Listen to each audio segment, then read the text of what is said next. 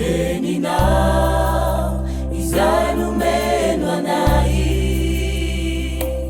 manava mababo fofanay itenina arena sotsilany natobaka uluva suzay mami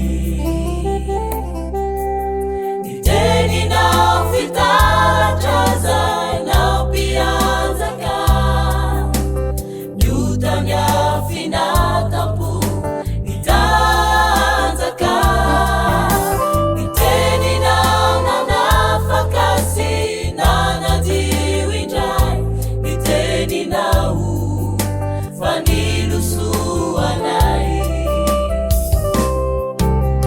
iteninao nanachirafi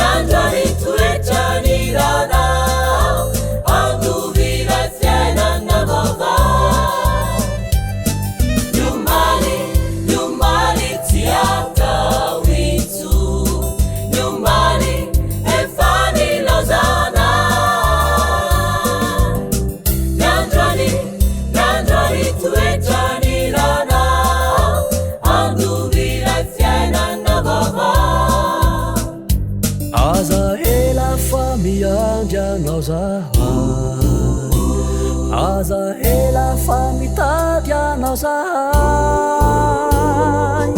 efa tsy tamana amizao tontolo izao fandovila fiainana vaovao Nyumbani tsy atao intsony Nyumbani efa nilazana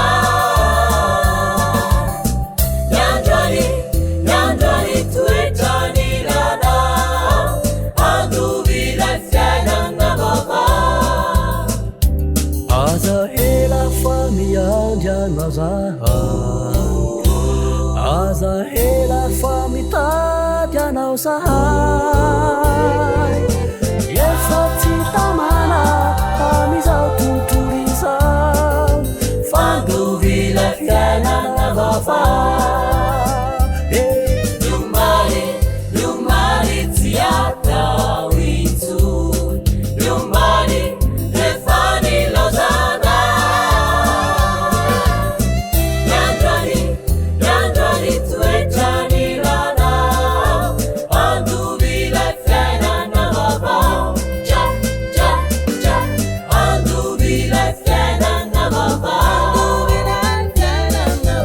Andu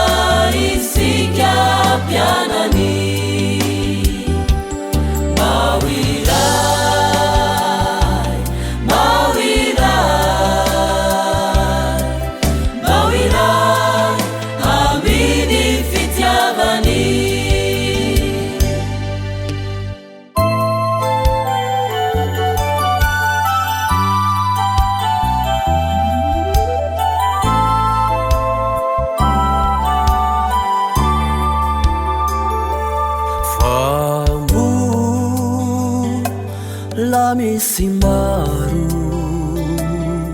reo izay mbola sasa miandry antsika izao ito risy iza raha ilay fitiavany Tompo Jesosy atolony ny tanana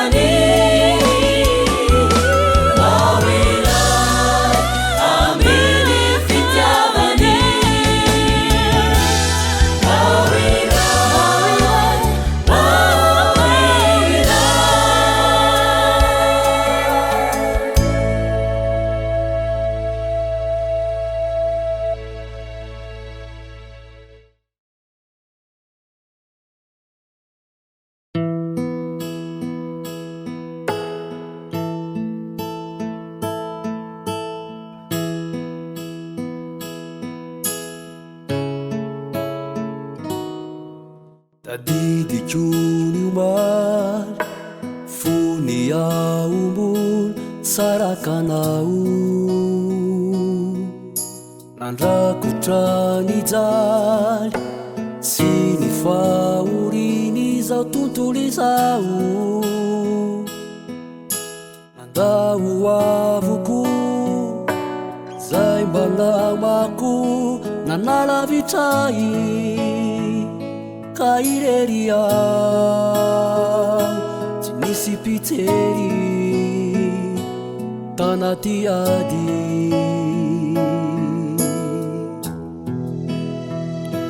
fa teo ianao ry Jesosy Tompo tsy mba nijery zany fareme nampiarinay namera itoetra anilanao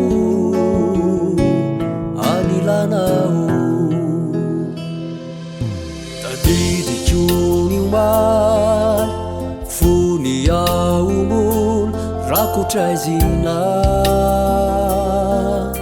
nandrakotra ny ota sy ny faratsiny izao tany izao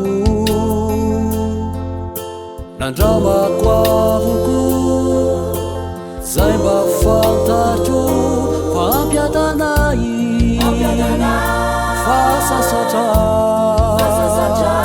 tsy nety nahita izay nahafapo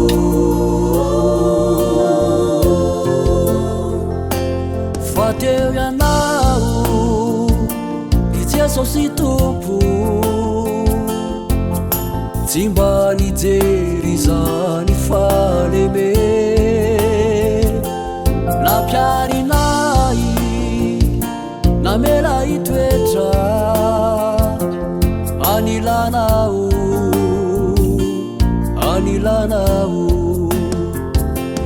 fa teo ianao ry Jesosy Tompo tsy mba nijery zany faleme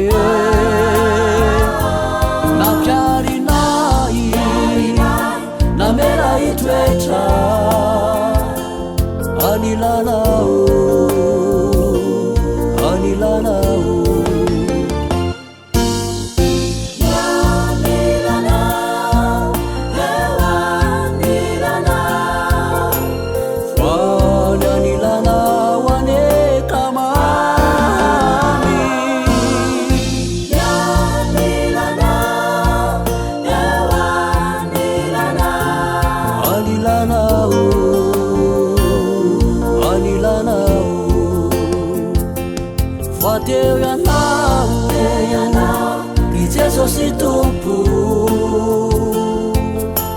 imanitebizany fanemeto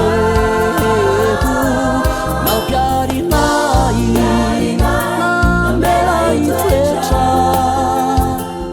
anilanao anilanao anilanao anilanao anilanao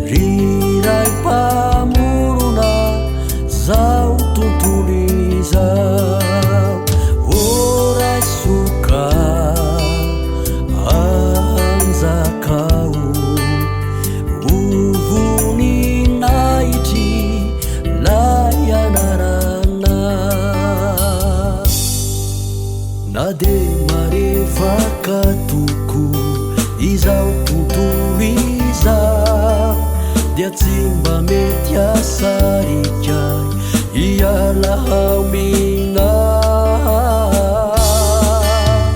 fatikana tsy misy rikotoanao lay nandray ny tanako ka nampiori na indray ny fiainako dia indro tonga vaovao voaravakilay fahasoavana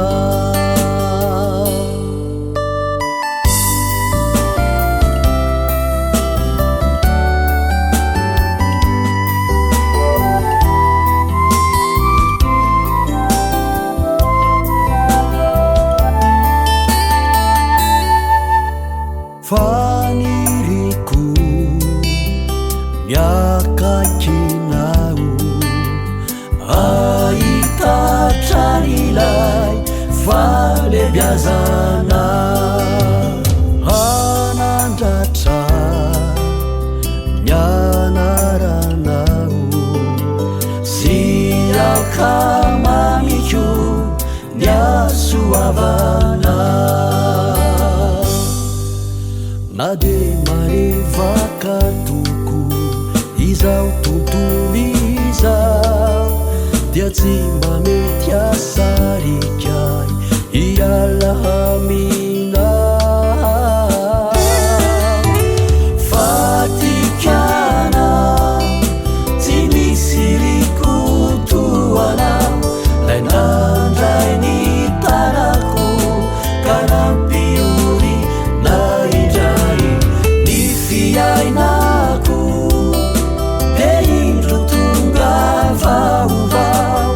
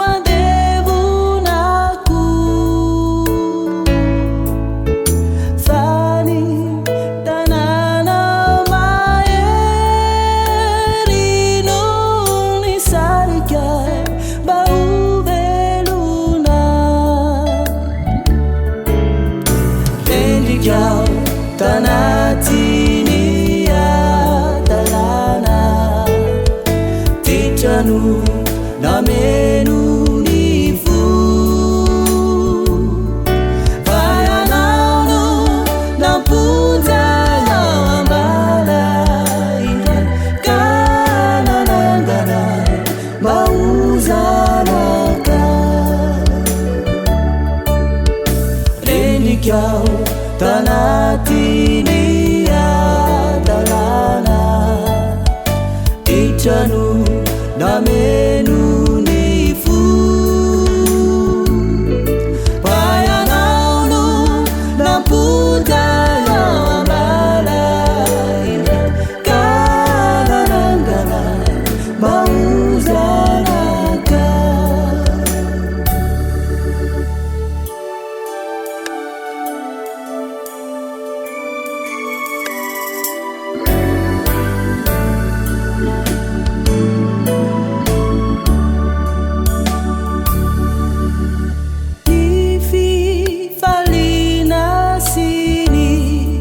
Dalam pun Tubana tuluca Shaina namanda kizai Nung maninau ubantaniku Rendikyau tanatini Tanu namenu nifu Fayananu naputa yawambala Kananangana mauzanaka Rendikyau tanatini adalana Tanu namenu nifu Fayananu naputa yawambala Kananangana mauzanaka Fayananu naputa yawambala Kananangana mauzanaka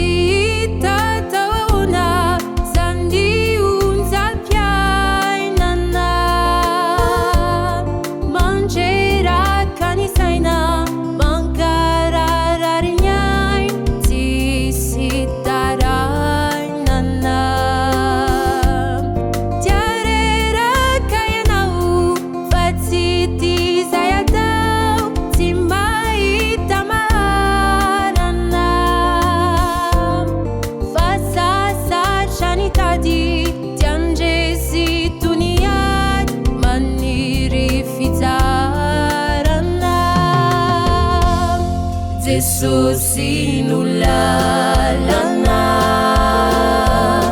tumpuni zao rehetra izao antanany avokoa zay rehetra masoa izy ampandresy anao.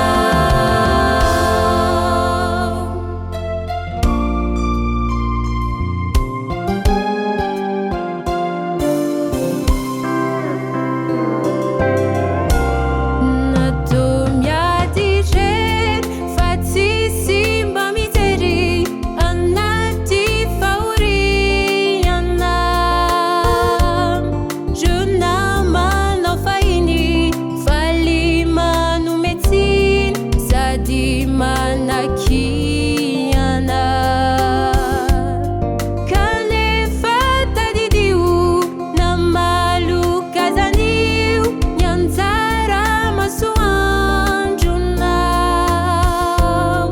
Tsy aharitry izany fa mboly sava ihany refeo lay tomponao. Jesosy no lalana tompony zao rehetra izao antanany avokoa zay rehetra masoa izy ampandresy anao. Jesosy no lalana tompony zao rehetra izao antanany avokoa zay rehetra masoa izy ampandresy anao. Antanany avokoa zay rehetra masoa izy ampandresy anao.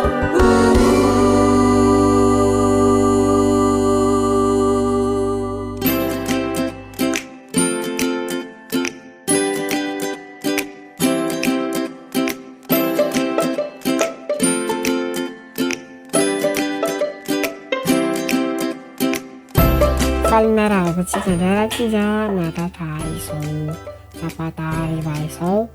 Toy izao ndray ny programantsika androany, misy lohahevitra ary misy tantara mianira koa isika ary anao lalao ara-baiboly.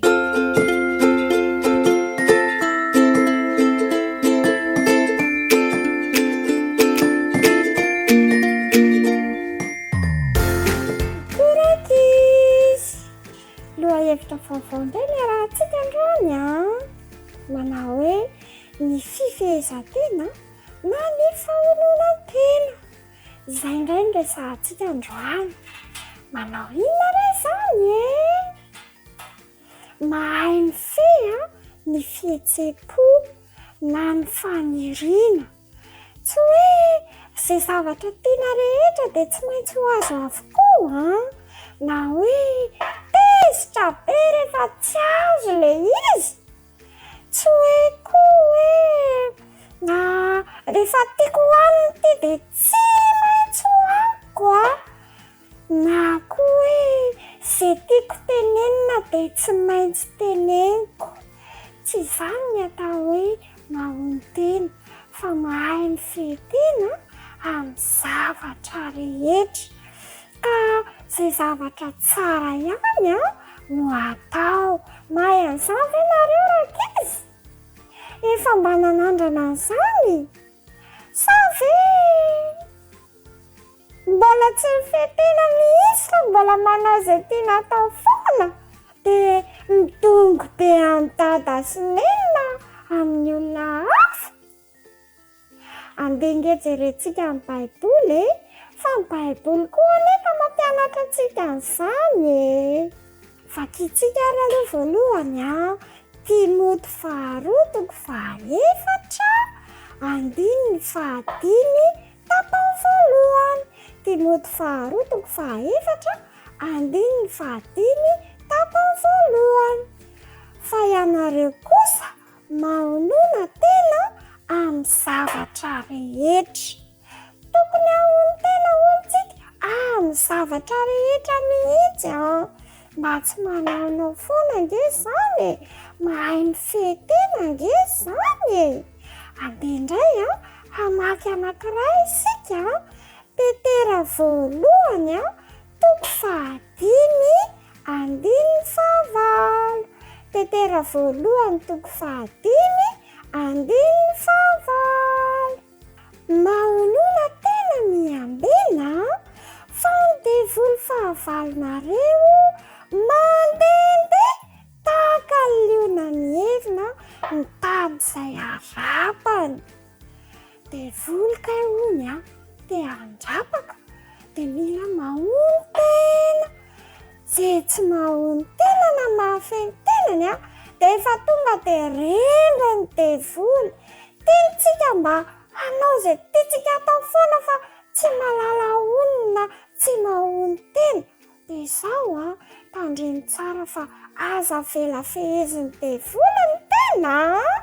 Ie, mangatahany Jesosy mba hay ahony tena.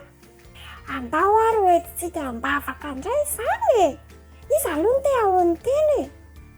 Ie, ao fa hoentina mbavaka ary vavaka tsika. Andriamanitro, misaotra fa nampianarinao indray izahay mba hay ahony tena, hay hifehy tena. Arovy izahay mba tsy ho rendin'ny devoly, mba hanao ny tsara indrindra mandrakariva amin'ny anaran'i Jesosy. Amen.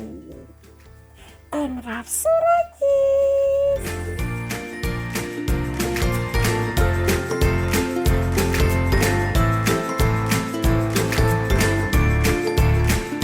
Anaraka tantaritsika izao rakizy dia tantarany namana no arahantsika androany manarafinaritra re.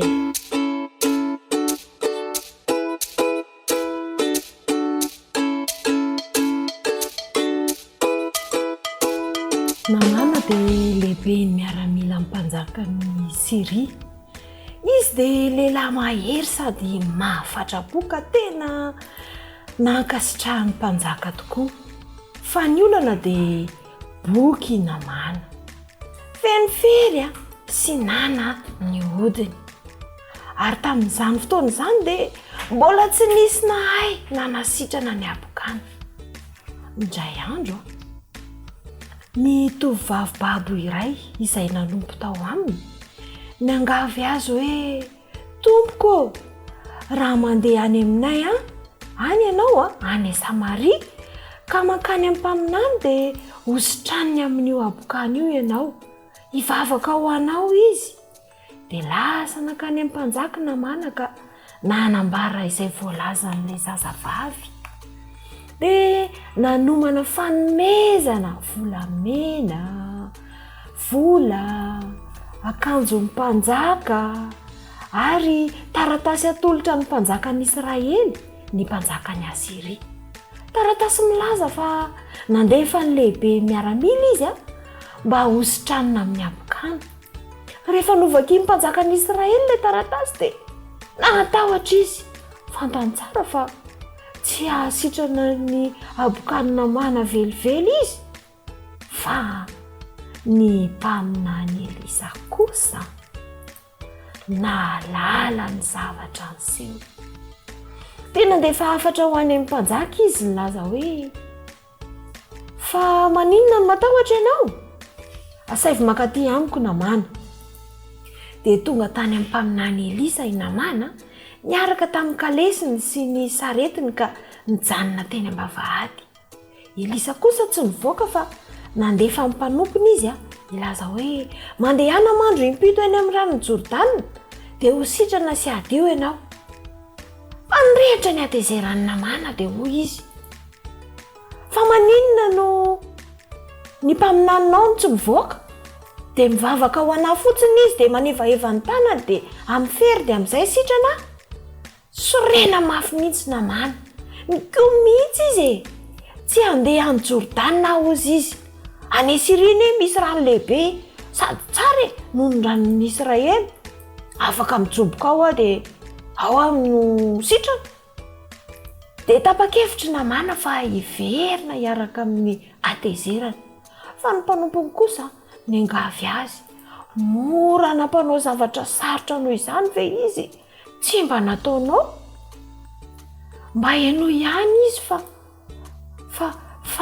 ny miroboka fotsiny ao anatin'ny rano Jordana ny nampanaoviny anao e.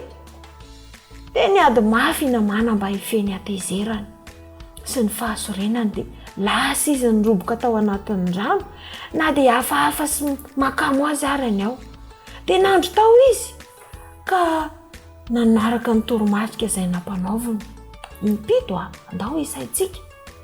1 2 3 4 5 6 mbola 7. Dia indro fa avy nandro tao impito izy nijereny ny odiny ka natio tsy nisy abokana intsony ary niverina tahaka ny hoditra ny zazakely azy. Sitrana izy dia niverina niaraka tamin'ny mpanompony izy nakany amin'ny tranon'ny mpaminany Elisy izy. Vao nahitany Elisy izy dia niantso hoe ankehitriny dia hitako fa tsy misy andriamanitra mahery noho ny andriamanitry ny Israely dia izay andriamanitra ao.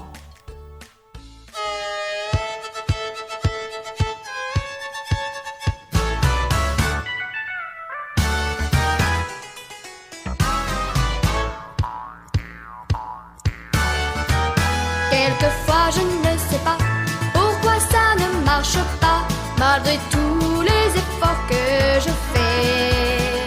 Mais alors je me rappelle, j'ai un ami dans le ciel, et avec lui j'y arriverai. Je ferai comme il veut, c'est ce qu'il y a de mieux. Je ferai comme il veut, c'est ce qu'il y a de mieux. Dans tous mes petits problèmes, je peux me confier en Dieu. Il s'occupera du reste si je fais comme il veut. Souvent je ne comprends pas pourquoi je dois passer par là, mais je sais qu'il a ses raisons. Et si parfois ça ne va pas, je n'ai qu'à écouter sa voix. Il a toujours la solution. Je ferai comme il veut, c'est ce qu'il y a de mieux. Je ferai comme il veut, c'est ce qu'il y a de mieux. Dans tous mes petits problèmes, je peux me confier en Dieu. Il s'occupera du reste si je fais comme il veut.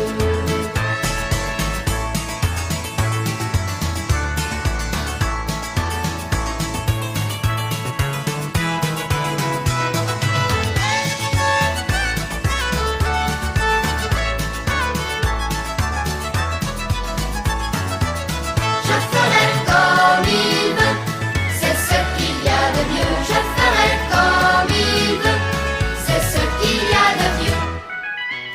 Dans tous mes petits problèmes, je peux me confier en Dieu. Il s'occupera du reste si je fais comme il veut.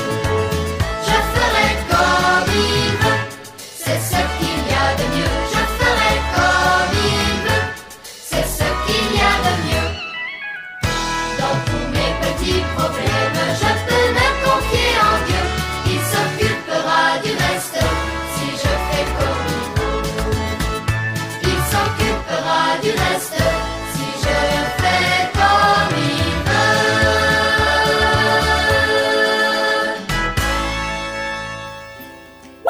Naona tontakizy malala ambonsika dia anao kilalao ara-baiboly. Kilalao izany hoe mahay fanontaniana daholo sy tsy mahay fanontaniana dia mianatra tsara baiboly. Dia resaka hazontsika androany maneno ny telefônina. Dia resaka hazontsika androany dia mamboly hazo daholo fianareo. Iny ary ao anaty baiboly dia misy resaka hazo be dehibe, misy karazan-kazo be dehibe. Fanontaniana voalohany hoe inona ny hazo nanaovana samy fiara. Sao fanontaniana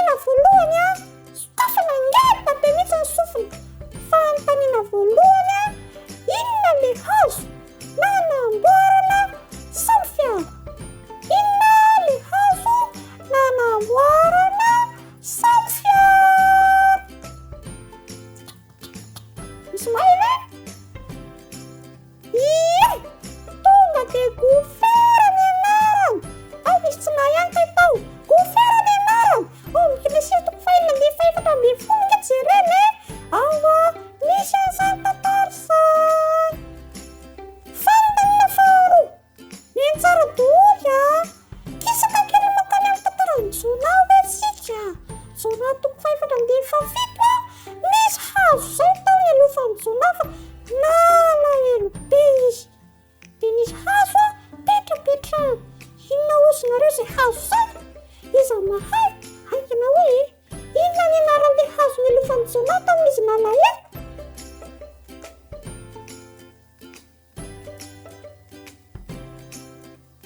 tsy hazo malahelo zany ka tsisy zany hazo ngeda be zay le izy tanamanga misy mahay de misy tsy mahay jonao toko faefatra andiny fafito eny ary andaotsika hitra fanontaniana fahatelo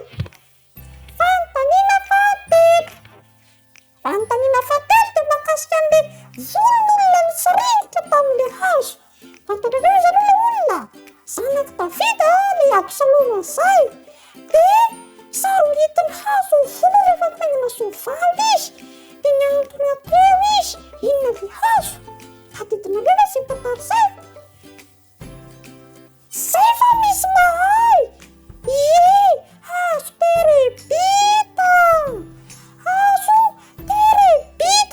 Samuela faharoa toko fahavalo amby folo andiny fa efatra amby folo zay tadidio tsara Samuela faharoa toko fahavalo amby folo andiny fa efatra amby folo fantaniana fa efatra faharoa farany zany makasika ny tantarany Abraham zao le fantaniana hoe inona le hazo namboleny Abrahama tao Berseba tamin'izy nanao fanekena tamin'Andriamanitra inona le hazo namboleny Abrahama tao Berseba iza mahay toa tsisy natadidy nefa de tianareo mihitsy misotro jus an'io hazo io hazo tamariska izy tsika tamariska ny ao anaty baiboly Genesis toko faharoa amby roapolo andiny fahatelo amby telopolo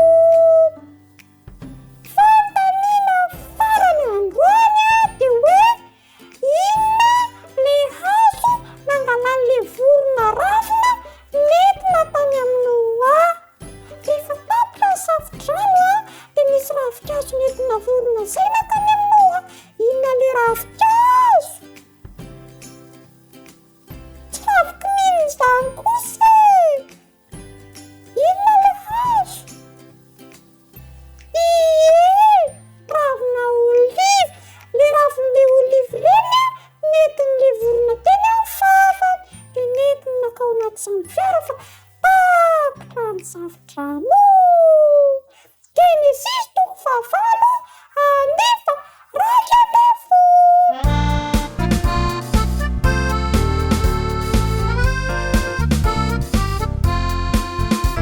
lazaiko tsy misy afeniko toriko amin'ny feoko ataoko reny zao tontolo izao Jesosy fitiavana lazaiko tsy misy afeniko toriko amin'ny feoko ataoko reny zao tontolo izao Jesosy fitiavana ny faniriko androany ny tompo itorisy lazany afatra ny teninao de boky tena manambara le famonjena lehibe azo antoka lazaiko tsy misy afeniko toriko amin'ny feoko ataoko reny zao tontolo izao Jesosy fitiavana lazaiko feniko toriko amin'ny feoko ataoko reny zao tontolo izao sesole fitiavana ny fikasako izao shitompo anaraka ny teny masinao ny teninao de jiro manazavay azoko miditra amin'ilay tany va lazaiko tsy misy afeniko toriko amin'ny feoko ataoko reny zao tontolo izao sesole fitiavana lazaiko tsy misy afeniko toriko amin'ny feoko ataoko reny zao tontolo izao sesole fitiavana ataoko reny zao tontolo izao sesole fitiavana sesole fitiavana vita ny fandaharatsika androany raiky izy a veloma ary amin'ny manaraka lay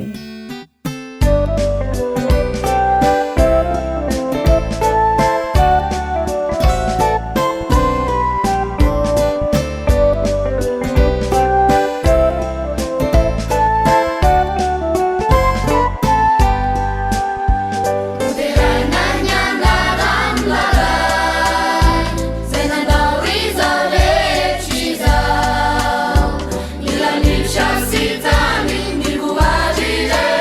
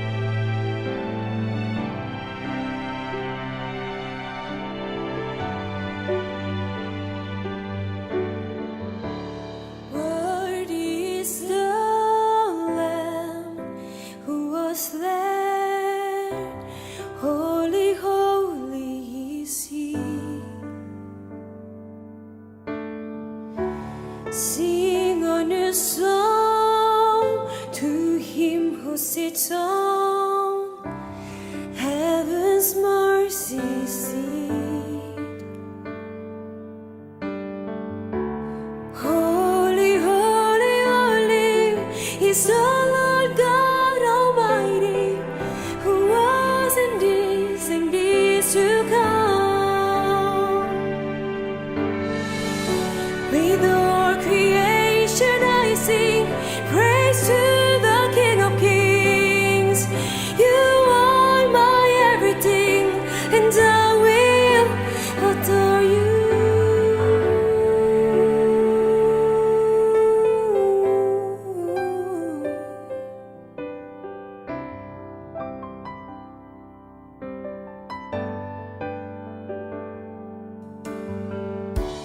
Lost in rainbows of living color, flashes of lightning, roars of thunder.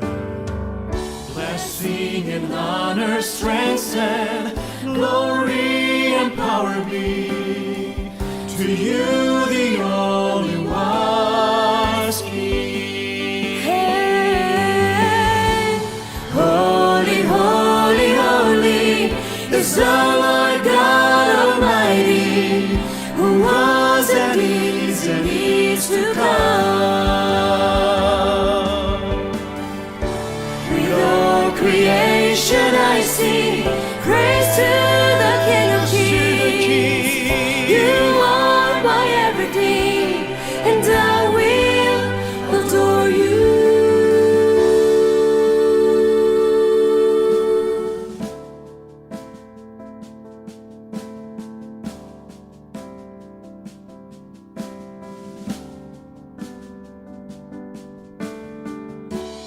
Filled with wonder, awestruck wonder, at the mention of your name. Jesus, your name is power, breath and living water, such a marvelous mystery.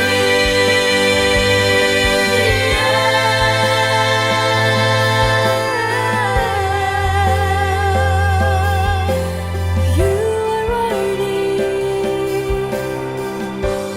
Holy, holy, holy, holy, holy is the Lord God Almighty, who was and is to come. With all creation I sing praise to the King of Kings. You are my everything. You are my everything, and I will adore you.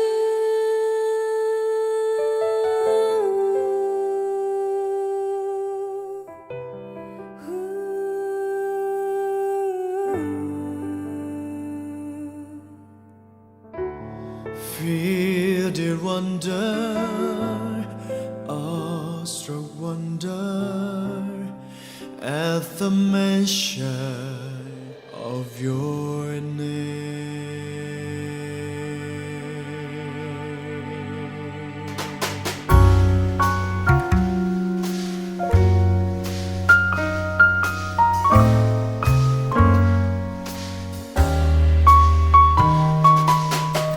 tonga soa atao anatin'ny fandarana miarabanao ary manasanao anaraka izany hatramin'ny farany. Manambahiny sika toy ny mahazatra dia ny pastora Andriamparatina Fanera hitondra lohahevitra mahaliana sy ankinanaina indray ho antsika mianakavy a dia fifaliana ho anay ny mandray anao tonga soa atao anatin'ny fandarana pasteur. Amin'ny fifaliana mandrakariva no fiara-panatsika rehetra ary ihany koa ahafahantsika mandinika ny ten'Andriamanitra amin'ny alalan'izao fandarana izao. Ia, lohahevitra lehibe no atrehantsika androany a dia ny amin'ny atao hoe ny andro farany. Iza moa ny tsy angilatsofina, iza ny tsy oliana rehefa miresaka an'izany hoe andro farany izany. Ny vanim-potoana misy antsika ankehitriny a no hoentinao anatin'io atao hoe andro farany io a de manasanao haritra ijery sy anaraka izany hatramin'ny farany. Be deabe ny fanehoan-kevitra mikasika ny atao hoe andro farany pasteur, ary ao reo milaza fa fampitahorana ny olona tsy ho afaka handroso ny atao hoe andro farany rehefa averimberina sy averimberina ao amin'ny sofina sy ny saina. Ao ihany koa ny alaim-panahana maivana an'izany, ao reo mandika sy mampiasa an'izany ho fitaomana ny olona anaraka ny tsangakevitra zay ajorony. De ao ihany koa reo milaza fa tena tsy azo idivirana ary tsy maintsy ambara amin'ny mpiarabelona fa andro farany zao avelomantsika izao. Ngamba ny atombokontsika amina fanontaniana fototra ny fanontaniana, inona ny amaritana ny hoe andro farany ary nanomboka oviana zay andro farany zay pasteur? Eny azy marina tokoa le voalazanao teo zany eo am'le fampidirana hoe anisan'ny toe-javatra iray zay manahirana indrindra manahirana ny olona am'izao andro zao zany mieritreritra ny hoe andro farany io. Satria tsy azo tsy mazava tsara le hoe ohatrany ahoana le hoe andro farany rovina no miseho ny andro farany, inona no miseho am'zany andro farany zany, dia araka ny volaza teo hoe tena sahiran-tsaina ny olona zany mieritreritra n'io andro farany io e. Ary araka ny volaza teo ihany koa hoe indraindray dia lasa miteraka tahotra le izy rehefa miresaka an'ity hoe andro farany ity tsika. Zay koa moa zany ny zavatra ampitaina sy hita ny am'ireny zavatra jereny maso reny rehefa miresaka hoe andro farany, izay aseho amin'ny alalan'ny sary mihetsika sy sisa, de zavatra tena mampatahotra sy zavatra mampiorozo zany. Kanefa ny baiboly zany zay hodiniantsika amin'ity fandaran'ity dia mamaritra tsara mihitsy mahakasika ny andro farany sy ny zavatra miseho ao anatin'izay andro farany izay. Araka ny fantaniana zay napetraka ao teo ara dia andao hojerevantsika mahakasika n'ity andro farany ity hoe ohatra nahoana momba n'io andro farany io a, inona lazain'ny baiboly momba n'izany andro farany zany a, oviana izy io manomboka ny andro farany, efa miseho hoe zany zao le andro farany, aiza ho aiza am'izao vanandro iainantsika zao ny andro farany. Zay le fantaniana. Ndao antsika maki ny ten'Andriamanitra ao amin'ny Hebreo toko voalohany ny andiny voalohany sy ny faharoa. Hebreo toko voalohany ny andiny voalohany sy ny andiny faharoa. Rehefa nampiteny an'Andriamanitra tamin'ny razana fahiny ny mpaminany tamin'ny andro samihafa sy ny fanao samihafa, dia am'izao andro farany zao kosa no nampitenenany tamintsika ny zanany zay voatena no mpandova ny zavatra rehetra, izy no nahariny izao tontolo zao. Io ten'Andriamanitra io zany zao dia mamaritra mazava tsara hoe oviana nanomboka ny andro farany. De ndao ho raisika le toko sy andininy. De ozy izy rehefa nampitenen'Andriamanitra tamin'ny razana fahiny ny mpaminany tamin'ny andro samihafa sy fanao samihafa. Io zany misy vaninandro zany io voalaza eo, dia ny zavatra miseho zany tamin'io vaninandro io a dia nampiteny ny mpaminany Andriamanitra tamin'ny alalan'ny mpaminany no nitenenan'Andriamanitra tamin'io andro samihafa ozy izy. Mbola tsy andro farany zany io a, tamin'ny andro samihafa. De miditra am'izay izy eo amin'ny andiny faharoa, de ozy izy dia am'izao andro farany izao kosa no nampitenenan'Andriamanitra zany tamitsika ny zanany izay voatendriny ho mpandova ny zavatra rehetra. Io zany no mamaritra hoe oviana n'ilay andro farany. Le andro farany zany araka ny toko sy andiny io dia nanomboka teo amin'ny fahatongavan'i Jesosy teto ambonin'ny tany. Tamin'ny fahaterahany? Tamin'ny voalohany zany. Nanomboka tamin'ny nahatongavan'i Jesosy voalohany teto ambonin'ny tany, teo zany no nanomboka ny andro farany. Tsy miala amin'ny toko sy andiny tsika, tsy mamorona koa tsika, fa aleo ny baiboly no hiteny sy manazava. Zany hoe amin'ny andro farany zany araka ny voalaza eo dia nampiteny tamin'ny alalany zanany no nitenenan'Andriamanitra tamitsika. Tamin'ny alana zany de tsy iza fa Jesosy Kristy. Zany hoe raha somary fitiantsika kely zany zay fanazavana zay dia efa nanomboka hatramin'ny nahatongavan'i Jesosy voalohany teto ambony tany ny andro farany. Ny andro farany zany a dia tsy hoe zavatra mbola ho avy de la mbola ho avy ny andro farany fa efa nanomboka tamin'izay ny andro farany mandraka zao andro iainantsika zao. Tamin'ny fotoana nanoratana ny epistily any Hebreo zany a efa tafiditra ao anatin'ny andro farany. Tafiditra tao anatin'ny andro farany tamin'ny fotoana ny ainandry apôstôly Paoly efa tafiditra tao anatin'ny andro farany zany re. Zay mahatonga ny epistily zay nisoratan'i Paoly milaza toe-javatra miseho amin'ny andro farany. Ohatra eo amin'le Timoty 2:7 de milaza izy hoe anaparany ihany izy izy. Ny olona dia ho tity tsy hoe zavatra iseho mbola iseho amin'ny zavatra ho avy le hoe anaparany ihany ny olona fa efa niseho nanomboka hatramin'izay le izy. Ya, mazava zay famaritana vanim-potoana zay a raha atao amin'ny teny tsotrako koa zany de efa raha mampiasa filazam-potoana de efa niaina n'ilay andro farany ihany koa reo mpino teo alohantsika atao amin'ny testamenta vaovao. Fanontaniana anankiray zay manitikika ny saina ihany koa pasteur a, ino moa zany mahasamihafa ny hoe andro farany indesanao teo hoe vanim-potoana efa nanomboka tary amin'ny fahatongavan'i Jesosy sy ilay hoe farandro zay manaitra ny sofina mampangitakitaka ihany koa ny miaino azy. Ena re marina tokoa zany a hoe milaza vaina kely angamba mahakasika an'izay le hoe andro farany sy le hoe farandro. De ndao ny baiboly no hoezantsika mamaly an'izay ary ao amin'ny Matthieu 7:20 no andeha raisitsika ary a. Matthieu 7:20 dia hovakitsika ny andininy fahaenina sy ny andininy fahafito sy ny fahavalo. Matthieu 7:20 ny andininy fahaenina, ny andininy fahafito ary ny andininy fahavalo. Ary ande ady sy filazana ady ianareo koa mitandrema aza matahotra fa tsy maintsy ho tonga izany nefa tsy mbola tonga ny farany. Fa isy firenena hitsangana mely firenena ary isy fanjakana hitsangana mely fanjakana ary isy mosary sy horohorontany amin'ny tany samihafa. Fa izany rehetra izany no fiandohan'ny fahoriana. Eo tsika. Eo zany zao mamala le fanontaniana eo teo. Jesosy efa tonga amin'io a. De le andro farany zany a efa nanomboka tamin'ny nahatongavan'i Jesosy voalohany teto ambony tany. Zay. Ina de ozy izy ianao hoe ahoana le hoe farandro. De io ten'Andriamanitra zao de milaza manao hoe andre ady izy filazana ady.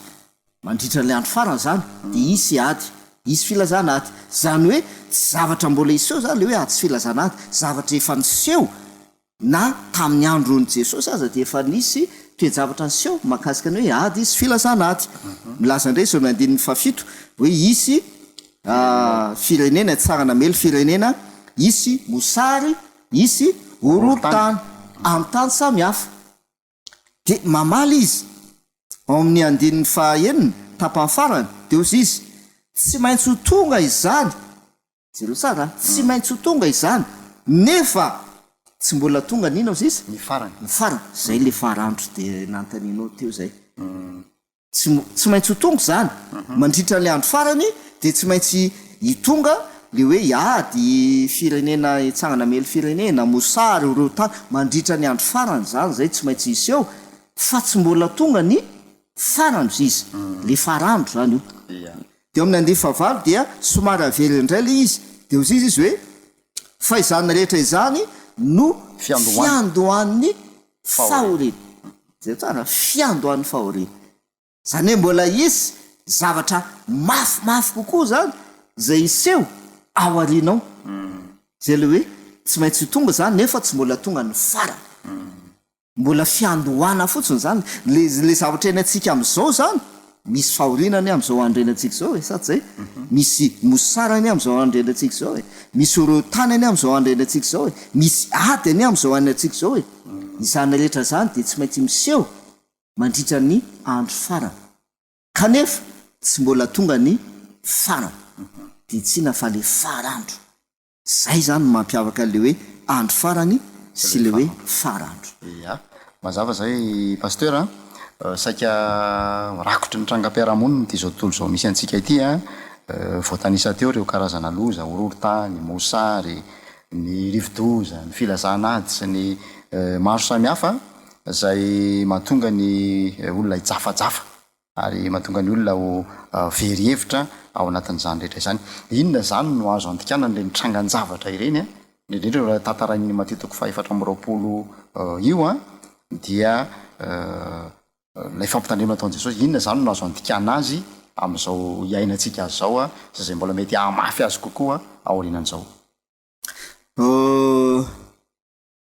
Marina mihitsy zay voalaza zay satria misy toe-javatra miseho zany voalaza ao Mateo 4:20 zay tsara ho fantatsika hoe inona no araka amin'ny voalaza teo hoe trangan-javatra zany izay voalaza ao amin'le Mateo 4:20 naovaka itsika lizy dia ndaovaka itsika manomboka amin'ny andininy voalohany sy ny faharoa io zany ny fototra aloha ny aingana. Mateo 4:20 ny andininy voalohany sy ny andininy faharoa. Ny nanambaran'i Jesosy ny andravanan'i Jerosalema sy ny aviany indray. Ary noho niala teo akanjan'ny tempoly Jesosy dia lasa nandeha ary ny mpianany nantona azy ampizahazany rafitra ny tempoly.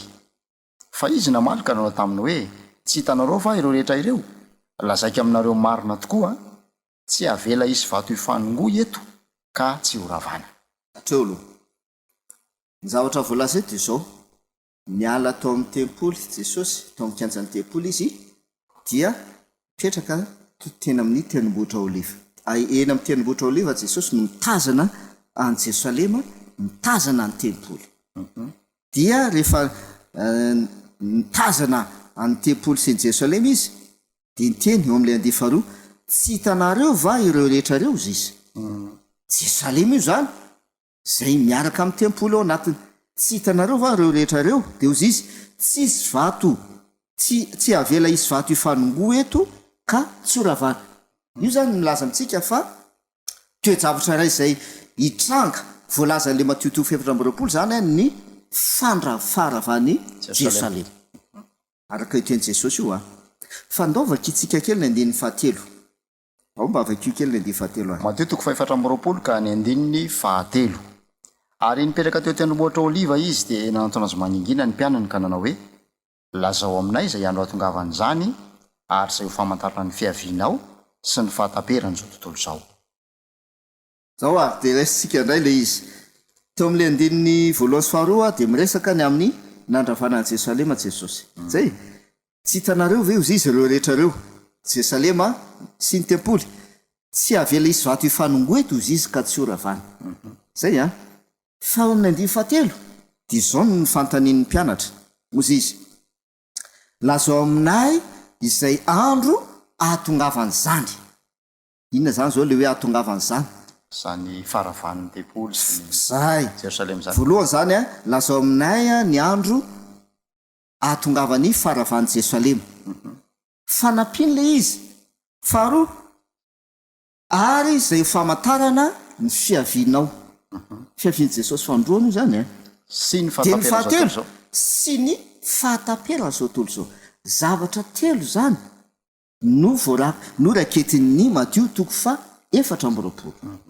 Io zany mila fantatra tsara na manadinao fa indraindray tsika mamaky an'le Mateo 4:20 dia tonga dia afangarotsika eo daholo ny zavatra rehetrarehetra.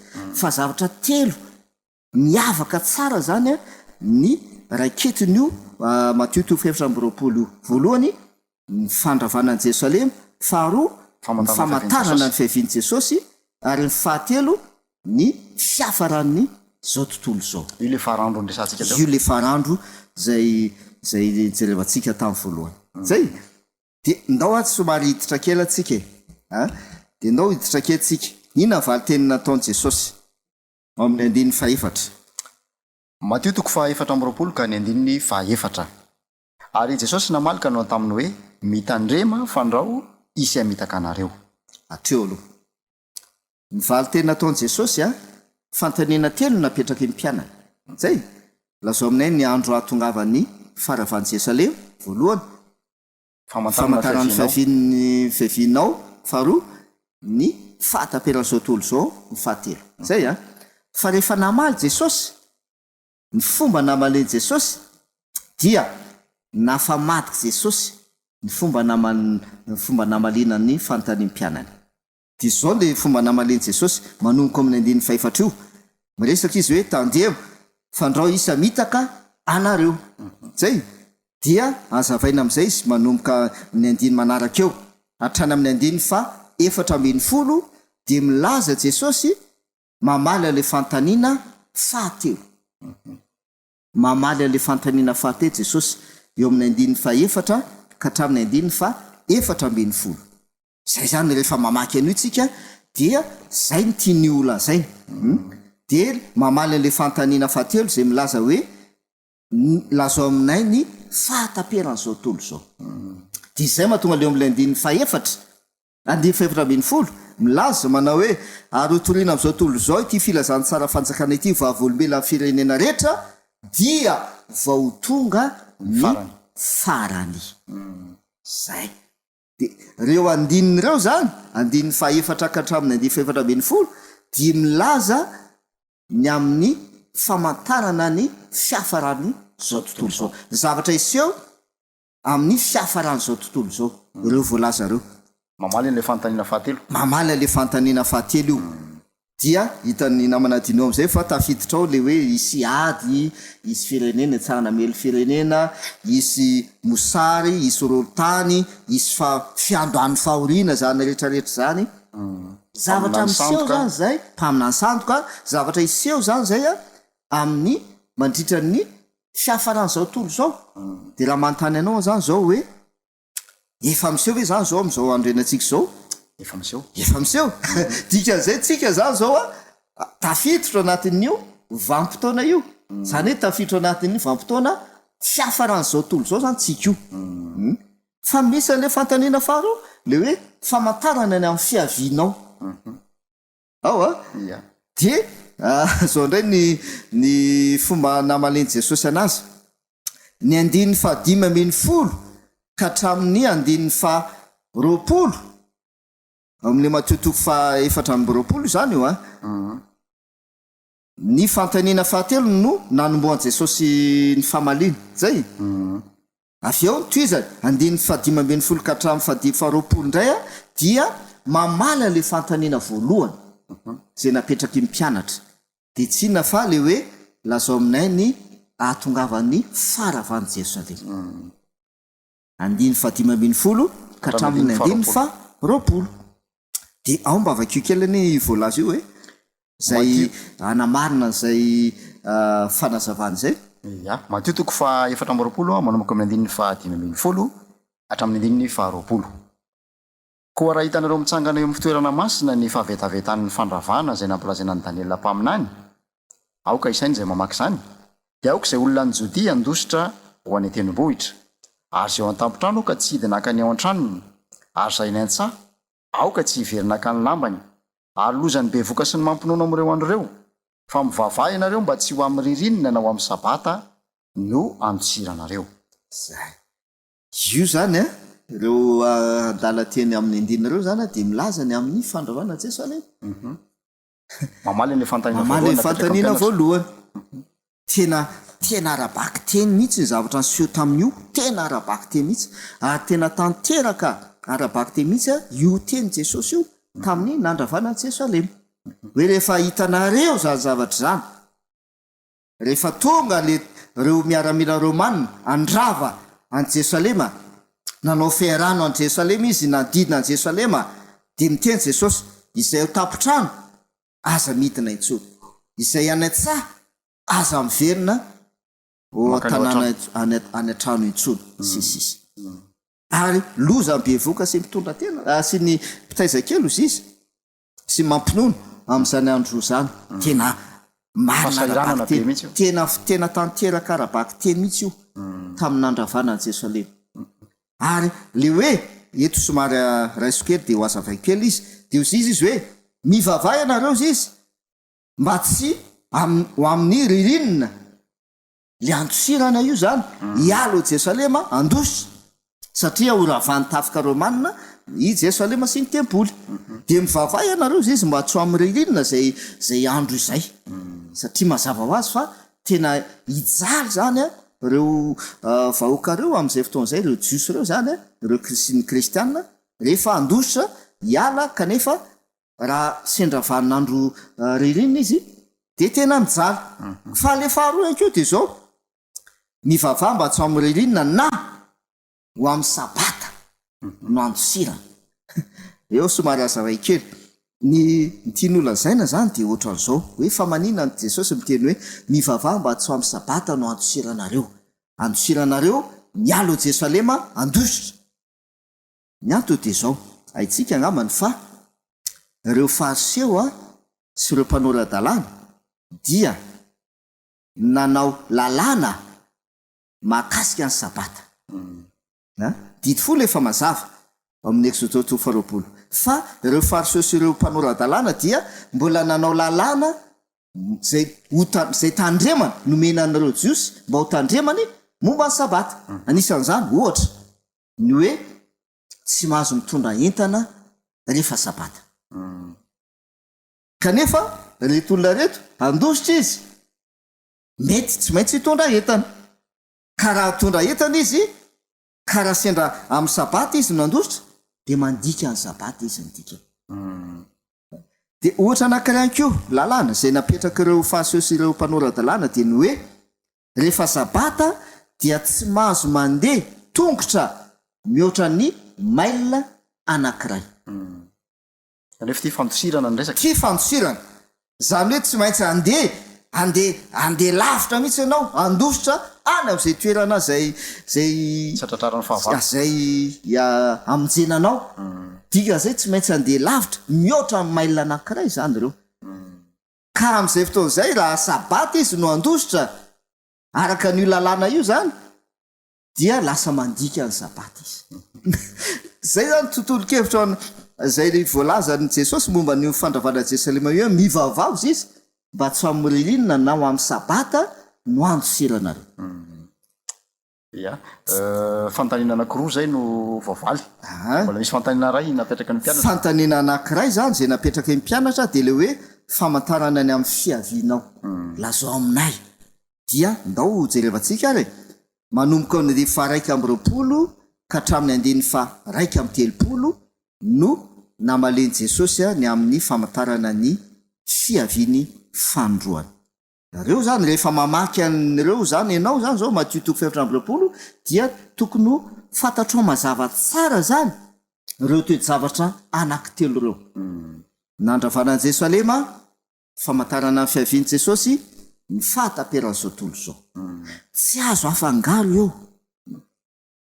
ka hoe ty le nandravana ny Jerosalema tia de ho raisinao dia ho ampiarinao amin'ny momban'ny fiaviany Jesosy azonamana lasa tsy mipetraka zany lay tsy mipetraka amin'ny tontolo keviny sy ny vampitoanany zany lay toko sy andinina zay nomeny Jesosy am'izay fotoan'izay fa zay ny mahatsara nyty fandinena zay nataontsika ty hoe aike zany le Matthieu 7:20 dia milaza toe-javatra anankitelo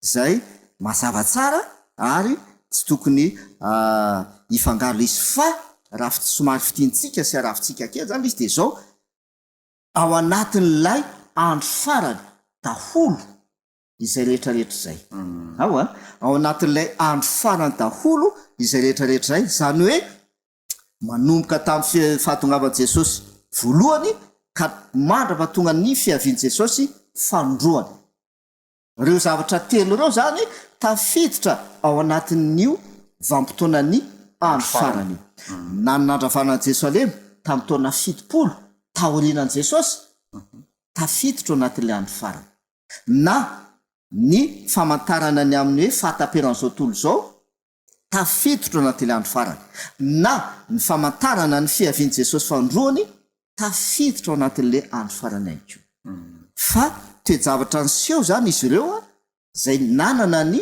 vampitoanany isehoany tsiraray avy ia le famantarana ny fiaviany Jesosy zany fantanina farany napetraka ny mpianatra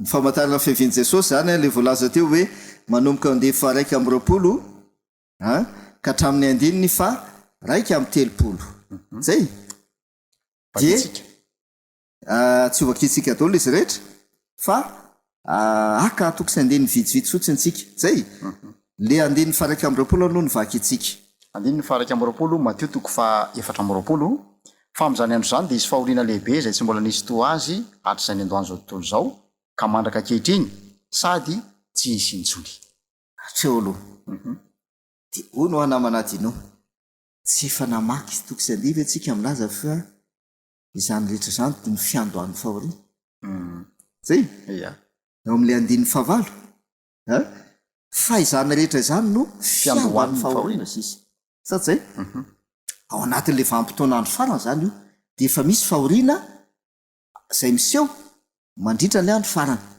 fa rehefa miresaka izy ny amin'ny famantarana ny fiaviany Jesosy fandroana de miteny izy eo amin'ny andeha fa 1:20 ary isy fahoriana lehibe zay tsy mbola nisy takazy teto ambony hatrizay ny andro any sotontolo zao misy fahoriana hafa mihitsy zany io hafa mihitsy io zany tsy le fahoriana voalaza hoe zavatra iseho isy mosary isy orotany isy andro fahoriana sisisy fa fahoriana hafa mihitsy io anisan'ny famantarana amin'ny fiaviany Jesosy fandroany io andro fahoriana lehibe io zavatra tsara ho fantatra zany tokosy andiny zay ho tsongantsika ihany ko zany de zao ao amin'ny andininy fa 7:20 andiny fa 7:20 fa tahaka ny elatra avy any antsinanana ka hita hatrany andrefana de tahaka izany ny fiaviany zanak'olona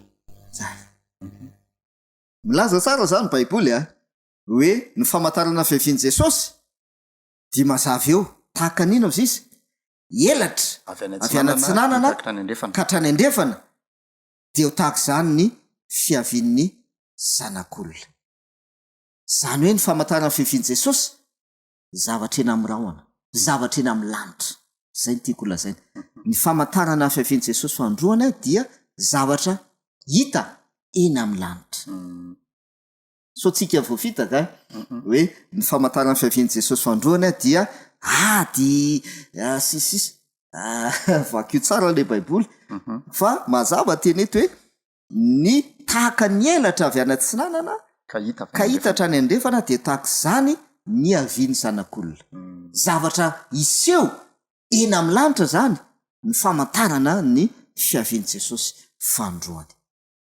ia mazava reo valitenin' Jesosy reo ary atao hoe mifanitsy indrindra am'ilay etaetan'ny mpianatra tam'zana de hoe tsy mbola takany tamin'ny fahafenony azy tsika zany zao manana tombontsoa mihitsy afaka manavaka an'ireo filaharana sy fitsinjaran'i Jesosy n'le valiteny ary mahazo antoka fa tsy diso ny fanambaran'i Jesosy satria raha hitantara fotsiny an'le zavatra nitranga tamin'ny taona 70 taorian'i Jesosy tsika de arabaky teny mihitsy ny fataterahan'le zavatra nitranga nandravana an'ireo reharehan'ny Jiosy Jerosalema sy ny tempoly de ny fandosirana sy ny fahoriana zay ny ara-dalina tam'izany rehefa nilaza ihany koa ny amin'ny fiaviany Jesosy fandrony de nazava teo ihany koa ny valitenin'i Jesosy rehefa nanontaniana koa izy ny amin'ny famantarana ny andro farany de nambarany teo ihany koa reo zavatra rehetra zay tranga manoloana an'ireo trangan-javatra sy loza maro sosina zay rehetry roa verevitra ny olona tao manjavona ny hoavy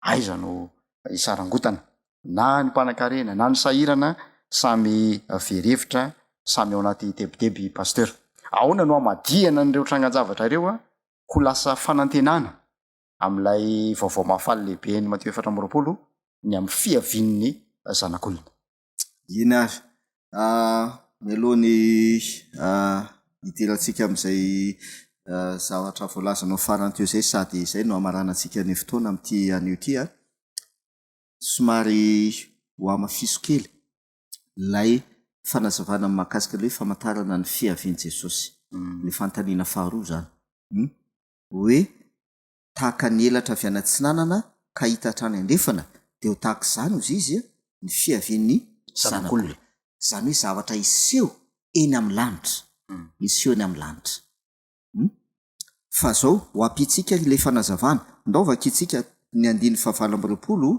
sy ny andiny fa ka hatramin'ny andiny fahatelopolo andiny fa 7 azafady andeha fa 8 sy ny fahatelopolo mateotiko fa 7 ny andininy fa 7 sy ny andininy fahatelopolo ary raha vo afaka ny fahoriana am'ireo andro ireo ny masoandro de ho amaizininy ny volana tsy ahazava ny kintana iraraka avy any an-danitra ary ny herin'ny lanitra ozongozoniny ary am'izany andro zany de iseho amin'ny lanitra ny famantarana ny zanak'olona ka de hitomany ny firenena rehetra ambonin'ny tany ary ahitany zanak'olona avy am'kery sy voninahitra lehibe eo amin'ny raon'ny lanitra izy zay mazava tsara zany tena andriamanitra tena mazava ary io zany tsy mila hoe zavatra foronona na ohatran'izany na ozitsika hoe am'teny frantsay zany hoe interprétation tsy tena ilaina zavatra ohatran'izany io fa mazava be le voalazana milesaka na famantarana ny fiaviany jesosy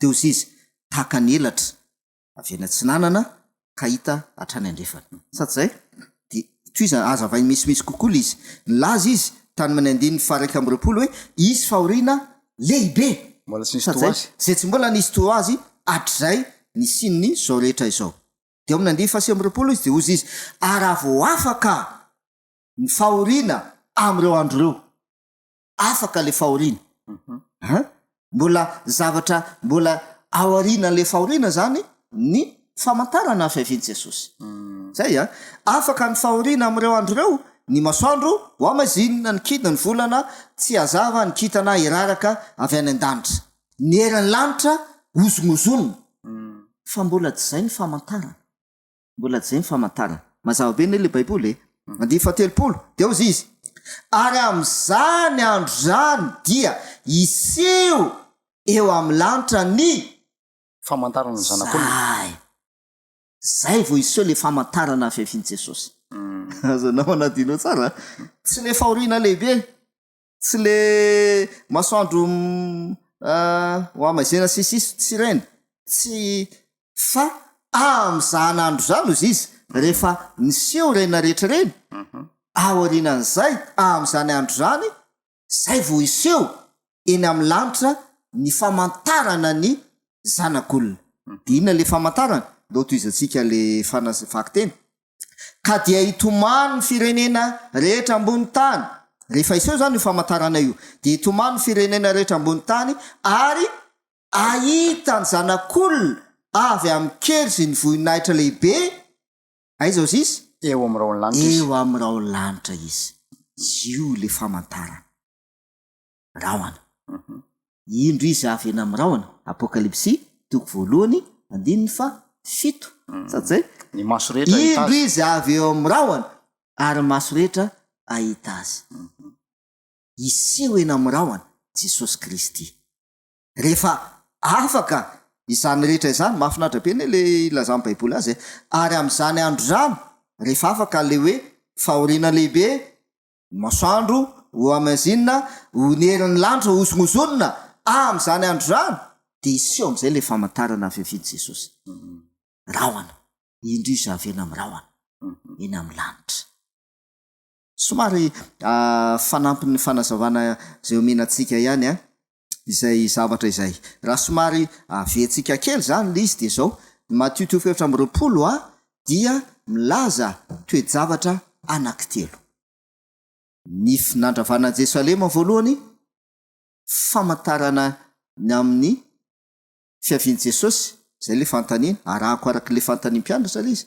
ny faharoa ary ny fahatelo ny fiafarany zao tontolo zao de ianao zany rehefa mamaky an'ny Matthieu 7:20 dia mila azonao tsara ireo zavatra anankitelo reo hoe inona ny lazainy ty andiny ty toe-javatra momba ninona ny lazainy ty andiny ty mba tsy tonga anao lasa fangaro le izy ohatra hoe ohatra fotsiny aka ohatra hoe mivavaha mahatsamy sabata ny andosirana de raisinao zay mombany dia ampidirinao ampifandraisinao amin'ny andro farana ohatra tsy ao anatin'le tontolo kevintsony zany izy tena tsy ao anatin'le tontolo kevintsony zany le toe-javatra am'izay fotoana zay asika izy tsika zany zao amin'ny andro sabata am'izao andro aina tsisy zao afaka mandeha mihoatra ny 1 kilometra sady zay dia hitanao zany fa mila mitandrina tsara zany tsika rehefa mamaky an'le matio toko fa 4 ena sy namarana antsika azy de zao ary raha araka ny voalaza teo hoe malona ny toejavatra miseho zany a dia matahotra mitebiteby ny olona very fanantenana ohatra fotsiny miatrika isika zany toejavatra misy am'izao fotoana zao any ampitan-dranomasina any amin'ny toerana samy hafa ihany ko misy fahoriana misy mosary misy ady sisy horohorontany vo tsy alitsika nanatrika izany tany Turquie horohorontany sisisa namon'olona maro be sisisa de very hevitra ny olona ao anatin'izany rehetrarehetra zany fa zao amaky toko sy andinina ray tsika lioka toko 1:20 mifandray amin'ny Matio misy ohatran'io ihany koa Matio fa asika vakina le Matio de ovakitsika ny voalazany lioka le ao Matio dia ovakitsika ny andininy 3:30 de avy eo toizantsika amin'ny lioka toko 1:20 Matio toko 4:20 ny andininy 3:30 andininy 3:30 zao ny vakiny teny de tahaka izany koa ianareo raha vao hitanareo zany zavatra izany de ao ko fantatrareo fa efa mbia eo ambaravarana izy de anaovakitsika le lioka toko 1:20 andininy 20 lioka toko 1:20 ny andininy 20 ary raha vao miandoza ny zavatra izany de miandrandra ka sandrato ny lohanareo fa manakaiky ny fanavotana anareo zay zany tena fanantenana nomeny Jesosy Kristy tsy zavatra mampatahotra tsy zavatra mampitebiteby tsy zavatra tokony avery hevitra atsika fa osy Jesosy osy hoe raha vao miandoha nefa raha ny tena marina atsika efa ao anatiny sady zay efa anatin'le andro farany fa mbola hojereo atsika le hoe farandro le toejavatra tranga manokana mihitsy zany fa osy Jesosy raha vao miandoha izany zavatra izany dia tsy milaza izy hoe de tsisy fanantenana ntsony zany satria matahotra manoloana n'le toejavatra le voalazan'le Matio 4:20 fa osy izy miandrandra kasandrato ny masonareo fa manakaiky ny fanavotana anareo miandrandra kasandrato ny lohanareo zay zany ny fanantenana zay ho atsika zay tiany Jesosy atsony Jesosy tsika mifantoka lanitra mifantoka ny zavatra any ambony miandrandra ozy izy de asandrato ny lohanareo fa manakaiky ny fanavotana aiky fanavotana ane zany izy io fanavotana le izy famonjena mihitsy ka izy io satria ho avy fandroan Jesosy hamonjy sy anavitra atsika hiala eto amin'ity tany ity famonjena atsika le izy de ozy Jesosy hoe aza matahotra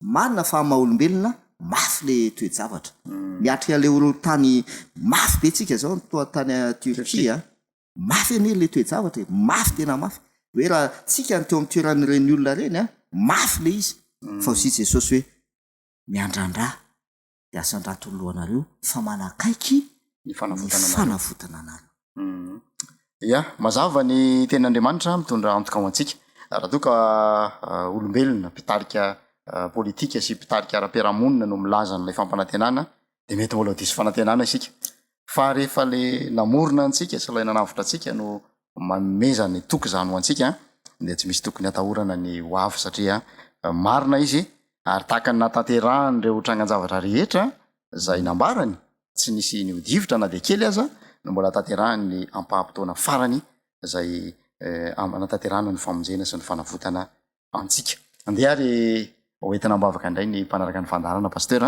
mba hanana an'izany fanantenana sy toky izany ao anatin'izao fotoan-tsarotra izao andeha hiaraka hivavaka ary sika raha inay izy any an-danitra ianao le namorona n'izao rehetra zao ianao no nampisy an'ity zao tontolo zao ity asa ny tananao zao rehetra zao na dia miaina ao anatin'ny vanim-potoana ny andro farany izahay araka ny voalazany teninao vanim-potoana zay isehony toe-javatra maro samihafa zay amaha-olombelona anay dia tena mafy miatrika zany vanim-potoana ny andro farany zany manome fanantenana anay ianao Jesosy milaza manao hoe miandrandra ka sandrato ny lohanareo fa manakaiky ny fanavotana anareo mbola tia hamonjy anay mandrakariva ianao ao anatin'ny fotoan-tsarotra zay iainanay kehitriny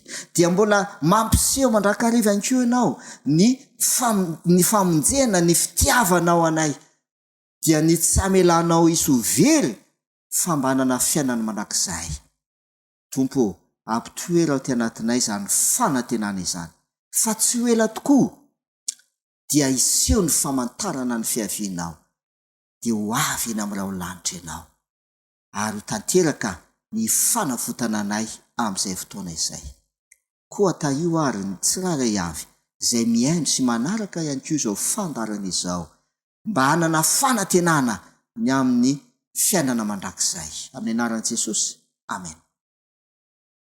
Eny ary inoko fa tsy nandiso fanantenana tsy namono antoka anao nanaraka n'ity fandarana ity androany ary mametraka ao am-po indray ny fanantenana zay milofoky noho ny ady sy ny fahasairanana zay atrehana ny tompo any hitahirany zany teny zany atonga an'izany ho fitahina ho antsika tsiraray avy ankasitrahana ny pasteur Andriaparatena Fanera zay vahintsika androany isaora nareo namana teknisianina ankasitrahana eram-poeratsainany koa ianao naraka ny fandarana hatramin'ny farany manao mandrapiresaka mandrapiteny mandrapijery ho amin'ny manaraka indray.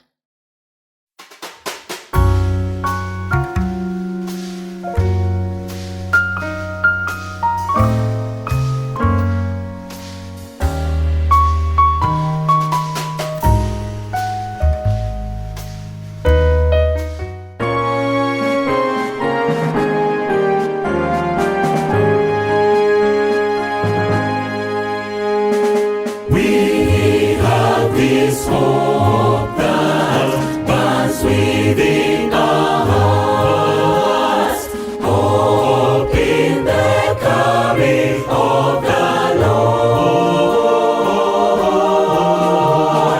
We have this faith that Christ alone imparts,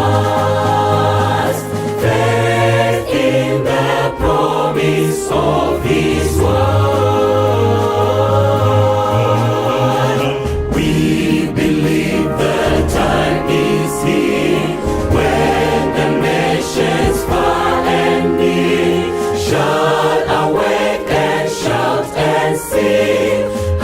Hallelujah, Christ is King. We have this hope that burns within.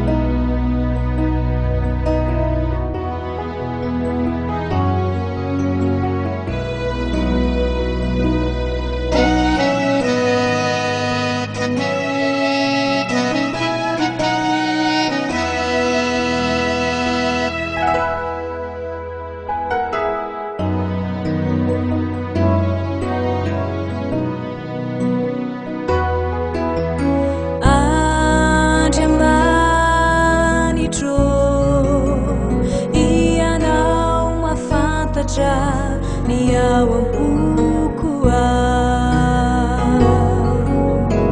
ainao avoko na de tsy misokatra ireto molotro izay faniriko fantatra ireo sentopoko hitana na izay miafina indrindra de miariary ho amina raha misy zavatra tadiaviko nefa tsy mahaso ny hoaviko tompo sakano tsy ho tanteraka fa ekeko izay sitraka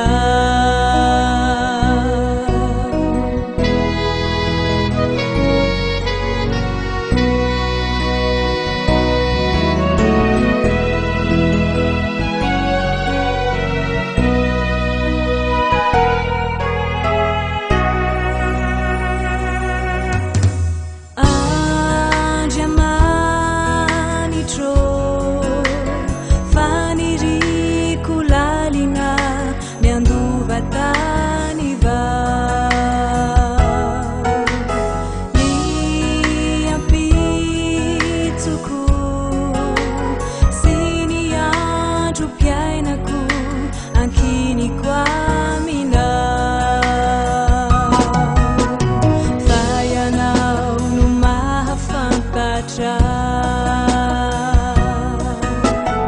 izay hevitra heverana misafidy raisiko rehetra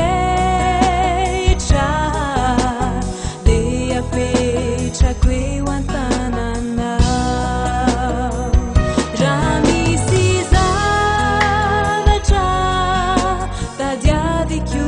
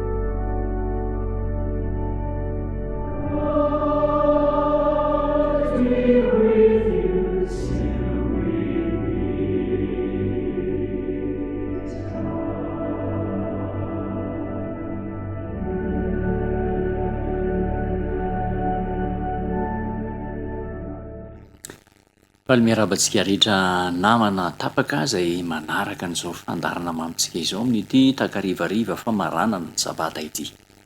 Andeha isika iaino ny tenin'Andriamanitra afatra sarobidy ampitaina makasika ny fanabeazana hatrany no lohahevitra hodiniantsika. Kanefa alohan'izany lohahevitra izay horesahana avy amin'ny alalan'ny tenin'Andriamanitra izany dia andeha isika hiaraka hivavaka.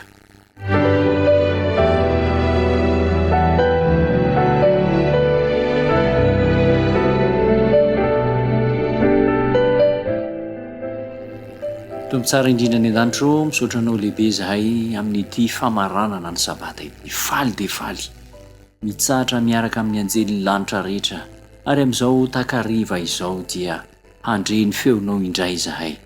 Ilay feo mitondra fifaliana, feo mitondra fanantenana, feo mitondra fampianarana ary feo mitondra famonjena. Tombo tsaro mitenena fa vonona iaino anao zahay ary andaitra eo amin'ny fiainana izany afatra ampitaina izany. Amin'ny anaran'i Jesosy Kristy no anonako ny vavaka. Amen.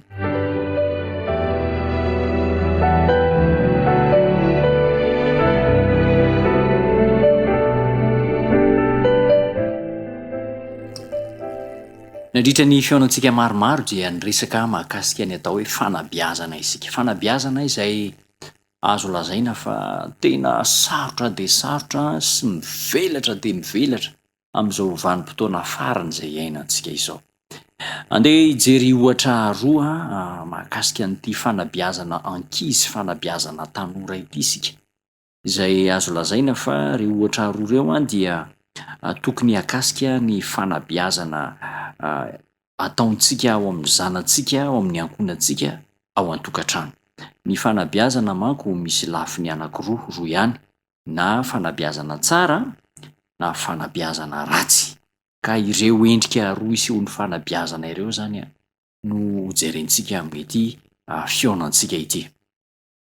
Ny voalohany dia fantatrika rehetra ny tantaran'ilay tovolahy kely atao hoe Samuela zaza, ao amin'ny soratra masina izy io. Samuela zaza voasoratra ao amin'ny bokin'ny Samuela voalohany no misy ny tantara. Samuela voalohany, toko voalohany andininy fa 7:20 sy 8:20. Samuela voalohany toko voalohany andininy 7:20 sy ny 8:20. So no ambaran'ny tenin'Andriamanitra. Ny azoko ty zaza lahy ity no nangatahako dia nomeny Jehovah ahy izay nangatahako taminy. Koa atolotro ho an'i Jehovah kosa izy eny amin'ny andro rehetra iainany, dia voatolotra ho an'i Jehovah izy dia nivavaka tamin'i Jehovah izy. Vehivavy iray Ana no reniny Samuel. Ana tsy niteraka ka dia nangataka sy nitalao mafy tamin'Andriamanitra izy mba homeny zazalahy. Dia nomen'Andriamanitra zazalahy tokoa izy. Ny lesona ampitaina dia izao: aoka ny ray aman-dreny mba angataka amin'Andriamanitra ny ho taranaka, ho faramandimby, mba hoe tena sitrapon'Andriamanitra, avy amin'Andriamanitra mihitsy ny faniriana sy ny fangatana an'io zaza io. Zany hoe tsy zaza tonga vokatry ny toe-javatra tsy nampoizina, fa tena zaza niriana ilay zanaka. Ary miainga avy eo ny fanabeazana rehetra, satria ny fanabeazana sy ny fitezana dia tsy hoe izy teraka zay vao miainga ny fanabeazana, na hoe izy efa tonga ety ambonin'ny tany, fa izy mbola ao an-kibo. Eny mbola tsy nisy zaza akory ary dia efa nangataka tamin'i Jehovah hoe Jehovah ao raha sitraka ao dia omeo zaza izahay mivady. Any zany dia efa manomboka ny fanabeazana sy ny fitezana. Any an-kibo dia efa manomboka i fitezana sy fanabeazana. Rehefa manaraka ny tantara isika dia nomen'Andriamanitra zaza tokoa Ana. Tena nenon'Andriamanitra ny vavaka izay nataony, ary dia nomen'Andriamanitra zanaka Ana. So ny ambaran'ny soratra masina ao amin'ny Samuela voalohany toko 2 andininy 9:20. Samuela voalohany toko 2 andininy 9:20. Rehefa hita dia efa kitsika amin'ny anaran'i Jesosy. Samoela voalohany toko 2 andininy 4. Ary Samoela zaza nitombo sady tiany Jehova sy ny olona koa izy. Le fitombono zany dia araka ny sitrapon'Andriamanitra. Hitantsika fa ny fitezana ny tanora iray na ny ankizy iray na ny olona iray tsy hoe zavatra tampotampoka. Ny fahombiazana tsy zavatra tampoka, fa zavatra efa nomanina, efa nirina hatramin'ny ela, hatrany am-piandohana mihitsy. Ka io zany lesona lehibe ho antsika ray aman-dreny ny amin'ny hoe fomba hitezana ny zaza.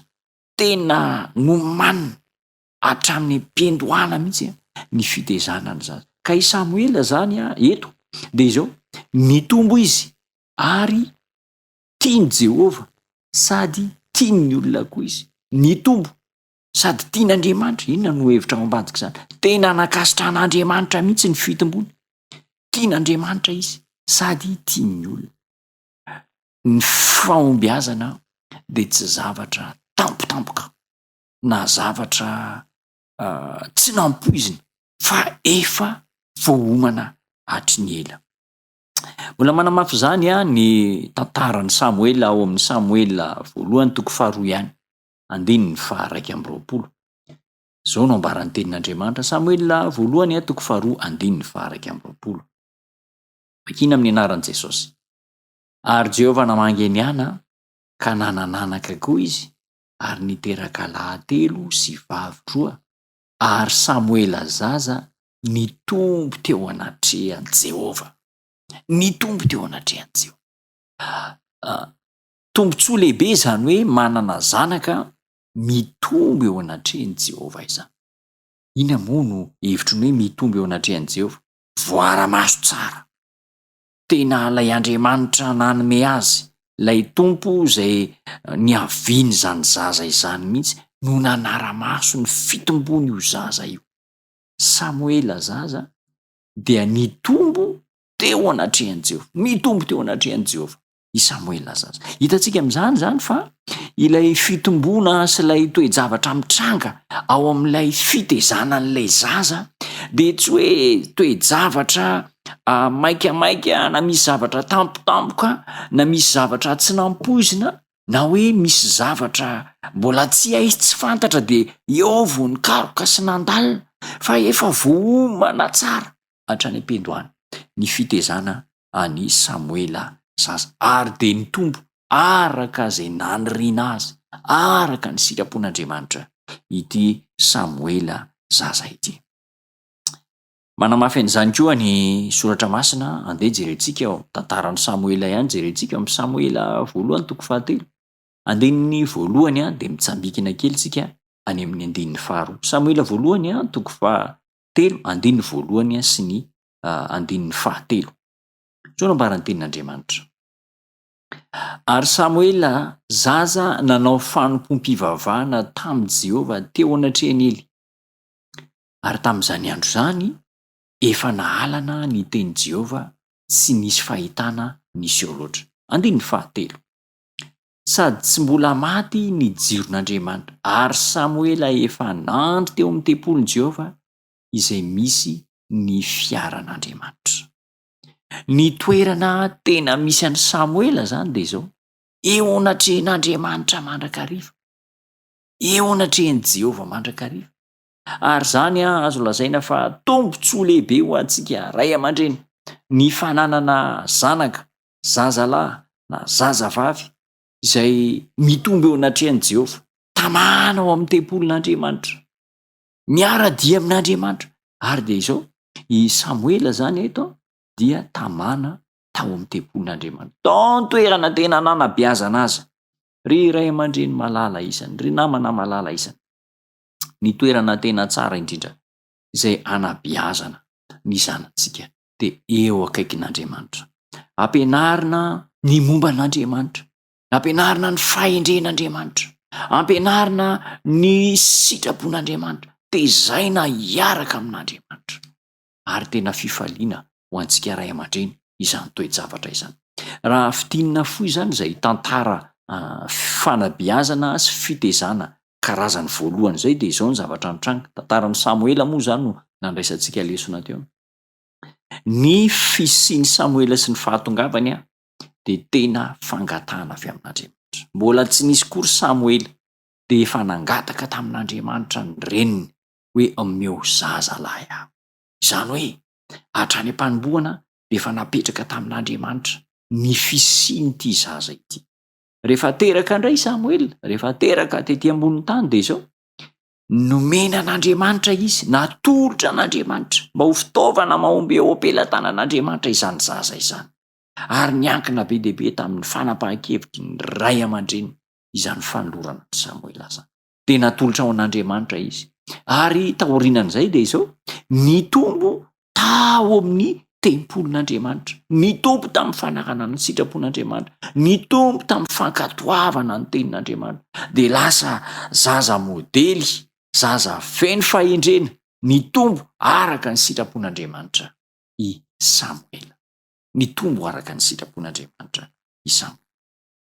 Etsy an-daniny kosa ity indray zany le ohatra faharoa izay ho resantsika. Nisy tovolahy anankiroa ihany izay niara-ny beazina tamin'ny Samoela tao amin'ny tempolo tao, no beazina tao amin'ny tempolo dia tsy iza zany fa ny zanaky Ely, ilay mpisorona, zanaky Ely ilay mpisorona. Zao nambaran'ny tenin'Andriamanitra ao amin'ny Samoela voalohany toko faharoa. Samoela voalohany toko faharoa andininy faharoa ambin'ny folo. Samoela voalohany toko faharoa andininy faharoa ambin'ny folo. Zao no ambaran'ny tenin'Andriamanitra. Ary ny zanak'alany Ely dia tena ratsy fanahy sady tsy nahalala an Jehova.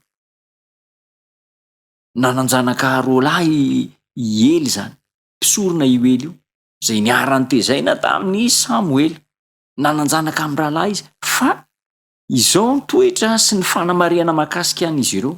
Ratsy fanahy izy ireo ary tsy nahalala an Jehova, tsy nahafantatra an'Andriamanitra, tsy mba nampianarina akory ny mahakasika an'Andriamanitra, ny sitrapon'Andriamanitra, ny toetra an'Andriamanitra, ny zavatra tokony aseho mahakasika an'Andriamanitra. Dia ny fanamariana anambarany soratra masina azy zany dia izao ratsy fanahy satria tsy nahalala an'Andriamanitra, tsy nahalala an Jehova, tsy mba nampafantarina an'izany hoe sitrapon'Andriamanitra izany ireo zaza ireo, dia ratsy fanahy no anambarany soratra masina azy. Tena misy fifanoherana mihitsy io toetra ny izy roa lahy io tamin'ny toetra ny Samoela zaza. Tena ny fanohitra mihitsy. Samoela dia nangatahana tamin'Andriamanitra, notezaina araka ny sitrapon'Andriamanitra, nampafantarina ny sitrapon'Andriamanitra ary nahalala an'Andriamanitra, nahalala an Jehova, dia nitombo arak'izay ny fitombony Samoela. Fa izy mirahalahy kosa dia izao ratsy fanahy, sady tsy tian'Andriamanitra ny tsy tiany olona, sady tsy tian'Andriamanitra no tsy tia olona ihany koa. Zay ny fanamarian'ny soratra masina. Ny atao hoe ratsy fanahy zany eo amin'ny fitaizana araka an'Andriamanitra. Ny atao hoe ratsy fanahy zany dia tsy hoe olona tsy nanao asa soa, olona tsy hoe tsara fifandraisana amin'ny fiarahamonina, olona mety manam-pahaizana na tsy izay no atao hoe ratsy fanahy araka ny ambaran'ny soratra masina eto. Fa ny atao hoe ratsy fanahy dia izao olona izay tsy mba nahalala an Jehova, tsy nahalala an Jehova, ary endrim-panabeazana tena ratsy dia ratsy zany. Izany hoe tsy mahalala an'Andriamanitra izany. Inona no fiafaran'ny fiainan'izy mirahalahy? Inona ny fiafaran'ny fiainany i Ofni sy Finiasa? Zao ny ambaran'ny soratra masina ao amin'ny Samoela voalohany toko faharoa andininy efatra amby telopolo. Samoela voalohany toko faharoa andininy efatra amby telopolo. Vakina amin'ny anaran'i Jesosy. Ary izao no ho famantarana ho anao izay hanjono zanakao roalahy dia Ofni sy Finiasa. Indray andro maty izy mirahalahy, indray andro maty izy mirahalahy. Zany famantarana. Ny zaza ratsy taiza zany, ny zaza ratsy taiza dia miafara amin'ny ratsy fiafara, tsy natolotra an'Andriamanitra dia ratsy fiafara. Samoela zaza dia nitombo araka ny sitrapon'Andriamanitra. Ekena fa tsy miaraka amintsika tsony izy ankehitriny, mety efa any am-pasana zany izy zao, tsy fantatra na ny fasana ilevetrany Samuela zaza fa ny azo antoka dia zao anisan'ny zanaky ny teny fikasana koa ity Samuela ity. Nikarakara ny tempolon'Andriamanitra, nikarakara ireo asan'Andriamanitra ary dia tantara tsara ny teo amin'ny fiainana. Fa iofinisy finy asa dia zao maty tao anatin'ny faharatsiana, nitombo tao anatin'ny faharatsiana ary dia maty tao anatin'ny faharatsiana. Niara-maty izy mirala ary dia tena fahoriana manao ahoana re ny an'ity rainy ity, ny mpamina ny mpisorona ely vokatry ny hoe fahenoana fa maty, niara-maty ny zana. Satria tsy nitezaina hahalala an'Andriamanitra ireto zanany anankiroa ireto. Misy andalan-teny mahafinaritra, misy andalan-teny mahafinaritra izay alaina avy eo amin'ny boky anankiray mitondra ny lohateny hoe Asambarana Tefinankany, Asambarana Tefinankany, izay manome lesona tsara ho antsika ray aman-dreny eo amin'ny fomba fitezana ny zanantsika. Ankehitriny manko matetika ny fitezana ny zanantsika vokatry ny fiainana mirotoroto sy ny atao hoe fahafaham-po eo amin'ny lafiny ara-pitaovana, ara-teknôlôjia zany dia zao amena zay ilainy ny ankizy, ividianana zay mahasoa azy sy ilainy eo amin'ny fiainana, mahafaka andro azy dia afaka manao zay tiany ataony ray aman-dreny, dia afaka andro le zaza, eo izy sy ny telefona, eo izy sy ny tablety sy ny fitaovana elektrônika maro isan-karazany. Tsy dia misy maharatsy an'izany, fa tsy izany no tena lara-pahamehana. Hoy ny ambaran'ilay boky hoe Asambarana Tefinankany eo amin'ny toko 7:20. Asambarana Tefinankany toko 7:20, pejy 7:20 azafady, dia misy paragrafy anankiroa vakiantsika. Asambarana Tefinankany pejy 7:20. Zao no ambaran'ilay andalan-teny. Ny ray aman-dreny izay manao an'Andriamanitra ho voalohany ao an-tokantrano ka mampianatra ny zanany fa ny fahatahorana an' Jehovah ny fendo ampahendrena, dia manome voninahitra an'Andriamanitra eo anatrihan'ny anjely sy eo anatrihan'Andriamanitra. Ary rehefa milamina sy voavety tsara ny fianakaviany ka tisy mankatoa an'Andriamanitra izy fa tsy mikomy amin'Andriamanitra. Ray aman-dreny manome voninahitra an'Andriamanitra ary ny fanabeazana mahakasika an'Andriamanitra no ataony loharana eo amin'ny fanabeazana ny zanany. Tsy ho vahiny ao an-tokantrano ireo ray aman-dreny ireo Jesosy Kristy, ilay anarana mahazatra ao an-tokantrano ary hajaina sy omem-boninahitra izany Jesosy izany. Tian'ny anjely ny tokantrano izay anjaka an'Andriamanitra. Mahafinaritra ny anjely ny tokantrano izay anjaka an'Andriamanitra. Ao anatin'izany tokantrano izany izay ampianarana ny ankizy hanaja ny fivavahana, hamaky sy hitandrina ny Baiboly sy ny mpamorona izao tontolo izao.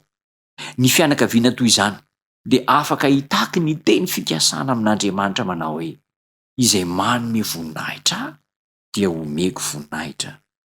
Rehefa mandeha mamonjy ny asany isan'andro ny raim-pianakaviana sy ny renim-pianakaviana ao amin'ny fianakaviana anankiray, dia mandeha amin'ny saina milamina sy tony ary babo ny firesahana amin'Andriamanitra izy. Zany no ambaran'ny mpanoratra mahay izay nitsindriany fanan'Andriamanitra. Ny ray aman-dreny tena hendry dia manao loha laharana ny fanabeazana ara-panahy ny zanany, ka dia ho tonga tian'ny anjely hipetrahana, tian'Andriamanitra hitoerana ao anatin'ny tokantrano izy ireo. Rehefa mandeha miasa ny dada sy neny, misy fotoana izay tsy maha ao an-trano an'izy ireo dia izao milamin-tsaina izy ireo any am-pandehanana. Fa ny zanany ao an-trano dia zaza endry, tsy misy atahorana, tsy misy mampanahy, ary mova atsy zany tokoa ho zavatra mitranga rehefa voataiza araka ny sitrapon'Andriamanitra ny zanatsika.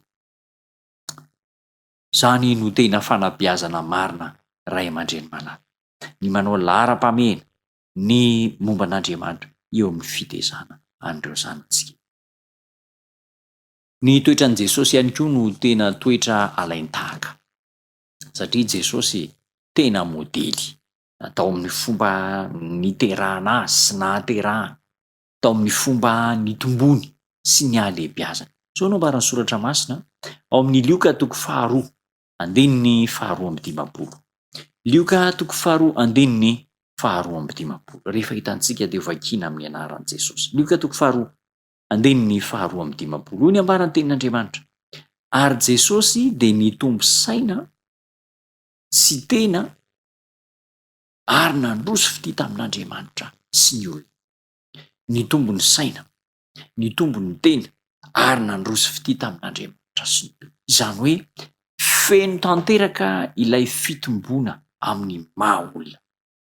Mitombo ara-tsaina, mitombo ara-batana ary tsy latsa-danja amin'izany ny lafiny ara-panahy. Ireo zany no tena fanabeazana marina izay mifandraika araka ny sitrapon'Andriamanitra. Ny fitombona mifandanja eo amin'ny lafiny ara-tsaina, olona lalim-pahaizana, mahay, mitombo ara-batana, ara-dalàna ny fitombona ary indrindra ny zava-panahy mahakasika an'Andriamanitra tsy ataony tsirafana. Zany no tena fanabeazana marina ary tian'Andriamanitra mba ho ampitaina amintsika izay manaraka izao fandarana izao. Ny firariana zany dia izao hoe engane mba handray fanapahan-kevitra isika rehetra, handray fanapahan-kevitra androany.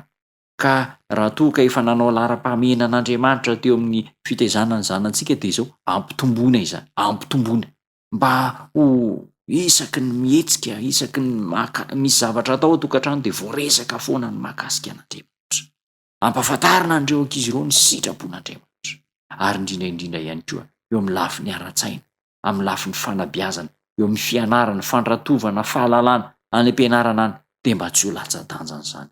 Ny sakafo ara-pahasalamana izay nomen'Andriamanitra dia mba ho tanteraka. Engane mba ho ray aman-dreny feno fahendrena, ny ray aman-dreny rehetra, ny tanora ihany koa, ny ankizy izay manaraka izao fandarana izao dia mba ho feno fahendrena ary dia ho tafiditra ao anatin'ny fanabeazana marina izay ankasitra amin'Andriamanitra, ny anabeazantsika ny tenantsika, ny anabeazantsika ny ankonantsika. Ny tompo hita sy hivimbina ampitoetra n'izany hafatra izany ao am-pontsika.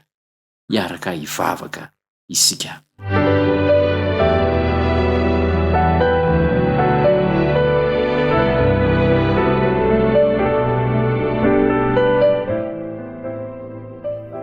Rainay tsara indrindra ny an-danitro, misaotra anao be dehibe zahay satria nanome hafatra lehibe ho anay ianao.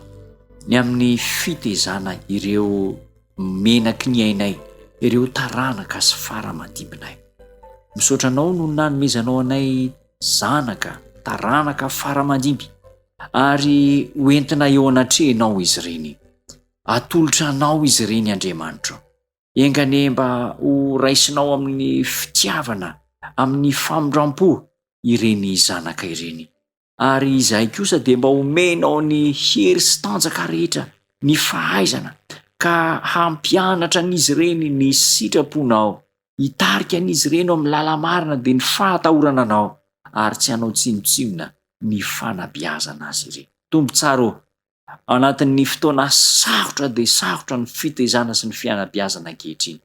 Mifona izahay no ireo tsirambina rehetra natao tamin'ny lasa, ary ankehitriny dia manavao indray fa ianao no lola arana eo amin'ny fanabeazana ny ankonanay, fanabeazana ny tokantranonay, ary hikarakara ny ankonanay izay mba ho ankonana matahotra anao dia ho tamana ho tokantranonay ny anjely, ho lasa sombin-danitra ny tokantranonay. Ka eo ny tsirairay avy manaraka izao fandarana izao, ambino ny fiainanay rehetra. Tononona ny vavaka amin'ny anaran'i Jesosy Kristy tokoa. Amen.